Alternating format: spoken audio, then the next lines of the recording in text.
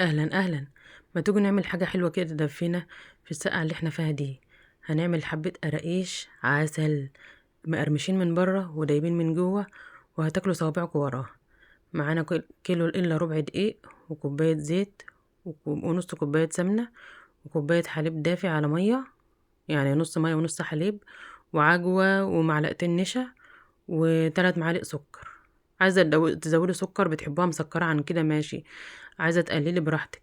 ومعانا حاجة بسيطة كده، ربع المعلقة الصغيرة دي من ريحة الكحك، ما فيش مش مشكلة ما تحطيش عادي. لان أنا ما كانش عندي سمسم فقلت حاجة كده تديلها ريحة. ما عنديش سمسم، خلاص من الدنيا الياما ما قامتش يعني. في خير وبركة، ما فيش عادي مش مشكلة، مش هنوقف الدنيا ولا هنعمل حاجة حلوة للعيال ولا بتاع عشان خاطر السمسم. لا هنعمل ان شاء الله. الوقت أنا حطيت ريحة الكحك على الكيلو الا ربع دقيق. دي اي نوع دقيق، دقيق متعدد الاستخدامات، دقيق مخصص للكحك والبسكوت ماشي شغال. اي دقيق عندك هيشتغل وهيبقى زي العسل. هنحط الوقت في بولة كوباية المية الدافية مع اللبن مع السكر مع طبعا الخميرة. احنا بنحط باكل خميرة. حطيت باكل خميرة كله على الكيلو الا ربع دقيقة علشان خاطر احنا في السقعة. وهنشكلها وهنسيبها ترتاح شوية وترتفع شوية على على الصاج. وهي اصلا ميزة القراقيش انها يعني بتخمر كمان في الفرن، لان انت مش بتبقى مولعة الفرن عالي قوي. انت بتحطها في النص بتبقى على نار وسط. فالدنيا بتبقى ماشية كده واحدة واحدة مع العجينة، فبترتفع لوحدها، يعني هي بتكمل الخمر بتاعها في الفرن. تمام. هنركن احنا قلبنا اللبن مع الحليب مع السكر مع الخميرة، وهنركنهم كده في جنب بحيث ايه يعني يتفاعلوا كده مع بعض. عبال ما نظبط احنا ايه الدقيق بتاعنا ونبس الدقيق بتاعنا. ده الكيلو الا ربع دقيق عليه عليه ذرة ملح، وعليه ربع ريحة الكحك مش موجودة عادي مش مشكلة. وحطينا معلقتين النشا. النشا في الوصفة دي يا جماعة بتخليها دايبة من جوه ومقرمشة من بره وفيها طراوة كده.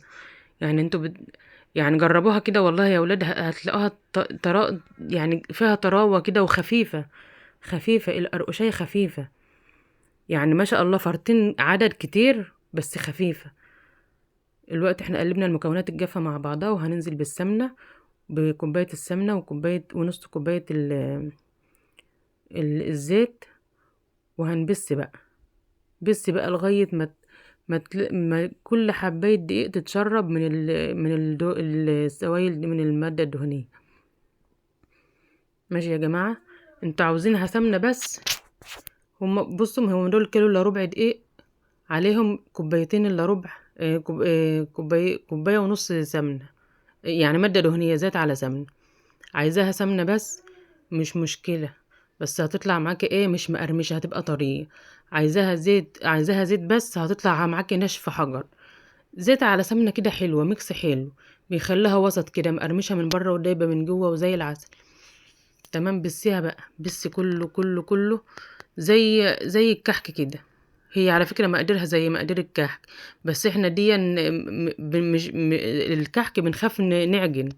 عجنتي هتبقى الكحكايه طالعه ناشفه معاكي مش دايبه. دي عادي ممكن تحط ميه، لو الكوبايه الا ربع كوبايه الميه على اللبن دي، او ممكن تحط ميه بس. كوبايه السوائل اللي احنا حطيناها الدافيه دي خلصت، وحسيت ان العجينه عايزه تاني اديلها، دي مش مشكله، مش ما تخافيش القرقاش ما تخافيش. اديلها كل ما تديلها ميه وتلاقيها الدقيق يعني العجينه مسكت كده. حط لها دقيق تاني كل ما بتحطي ميه، حط لها ميه تاني كل ما بتحطي ميه، هي هتقرمش معاكي. غير الكحك طول ما انت بتحطي ميه وبتعجني ما ينفعش، مش هتطلع دايبه معاكي، هتشد وهتقرمش منك وهتتكسر منك. لا في الكحك مش هتبقى دايبه. اكمن هي دي نفس كميه الدقيق على كميه السمنه، هي نفسها زي الكحك. يعني هنا كيلو الدقيق بيحتاج نص كيلو سمنه. الكحك برضو كده، كيلو السمنه كيلو الدقيق بيحتاج نص كيلو سمنه. تمام. بس في الكحك ممكن عادي تحط زيت بس، سمنة بس. اكمن هنا احنا خلطنا سمنة مع السمنة مع الزيت. تمام يا جماعة. الوقت احنا خلصنا وركناها، احنا ما سبناش تخمر على فكرة، ما سبناش تخمر. احنا بصي احنا هنقطع على طول وهنعمل. والعجوة هي انا كنت حاطه عليها معلقة سمنة ورشة قرفة. وبرضو لو في سمسم تحط سمسم بتبقى جميلة. ماشي. احنا هنفرد العجينة ديت كلها، هنفردها بالطول وبالعرض كده، هنعرضها بحيث تاخد انت هتشوفوا دلوقتي هيبقى في مكان للعجوة ان احنا ايه نعملها. احنا طبعا بسرع لكم الفيديو، انا عملت الحتة الاولانية والتانية. بسرع الفيديو يا جماعة علشان ما يطولش عليكم. بنعمل حتة العجوة زيها زي طبعا عجلنا العجوة دي بالزيت بالسمنة والقرفة. عايزين تستغنوا عن القرفة ماشي تمام، دي كلها منكهات يعني ايه بمزاجك انت، براحتك انت. وتتني بقى يعني تفردي كده وتقومي حاطة حتة العجوة في نص العجينة وتتني النص التاني وتقطعي بقى وترصي. انا الصاج اللي انا عم بعمل فيه دون 30 في 40 كبير ما شاء الله. هملاه ده هما ما شاء الله الكيلو الا ربع دول هيفرطوا معانا حبة حلوين قوي، هتشوفوا دلوقتي. صلوا على النبي يا ولاد. طول ما انتوا قاعدين واقفين كده بتعملوا بتشكلوا، صلوا على النبي عشان يبقى البركة كده في كل حاجة انتوا بتعملوها. اللهم صل على سيدنا محمد. عادي. واضغطي بقى، اضغطي العجوة في العجينة كده، اضغطيها عشان ما تطلعش من بصوا كده كده. بططي بقى واقلبيها وبططي اهو. جميلة والله يا ولاد، حاجات كده بتتعمل على السريع كده، بس بتدفي البيت كده في السقعة ديت. وما تفضليش حاطة يعني ايدك في جيوبك كده وسقعانة كده ومكرمشة في نفسك كده في الشتاء. لا، شيلي ايدك من جيوبك كده وظبطي الدنيا واعملي حاجة حلوة ليكي وللعيال اهي. ده صاج 30 في 40 ودول شوفوا مفرطين قد ايه. انا كنت هنا بقى كان الفرن سخن وحطيت الصاج 30 في 40 الكبير، والاتنين دول الاولانيين دول بالعجوة برضو، والتاني كان بالعجوة. التلاتة واللي هناك دون اهو ده سادة.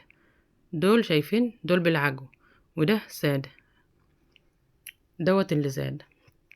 كانت العجوة خلصت مش مشكلة تتعمل سادة بتبقى جميلة برضو.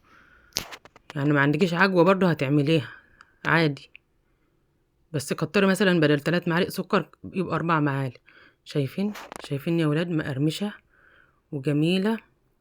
كوباية شاي بقى سادة او كوباية شاي بحليب وكلي بقى وتدفي بقى انت وعيالك وانسي الدنيا. شايفين النعومة يا ولاد اللي بره، شايفين مقرمشة من بره ودايبة من جوه. جميلة. شوفوا التسوية، شوفوا من فوق ومن تحت. شايفين يا ولاد عسل والله. شايفين مقرمشة وحلوة ديت السادة. الله جميلة. شايفين ندوقها بقى مع بعض مع حبة شاي كده حلوين. الله. عيشي بقى كلي وعيشي بقى وانسي الدنيا. جميلة وبألف هنا وشفا. ولو كنتوا وصلتوا يا جماعة لحد هنا اتمنى ان انتوا تشتركوا في القناة وتفعلوا زر الجرس علشان يوصلكوا كل حاجة جديدة انا هعملها. وكومنت حلو كده منكم تصلوا على النبي. والسلام عليكم ورحمة الله وبركاته.